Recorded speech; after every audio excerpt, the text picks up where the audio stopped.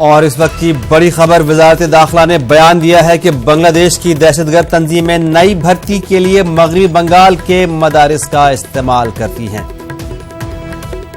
वजारत दाखिला का कहना है कि जमीयतुल मुजाहिदीन बांग्लादेश इन मदारिस का इस्तेमाल करती है।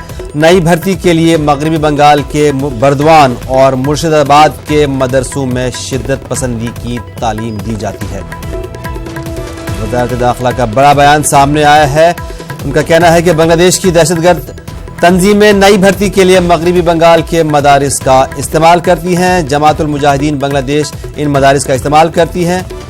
मगरबी बंगाल के बर्दवान और मुर्शिदाबाद के मदरसों में शिद्दत पसंदी की तालीम दी जाती है। ये कहना है वजारत दाखिला का।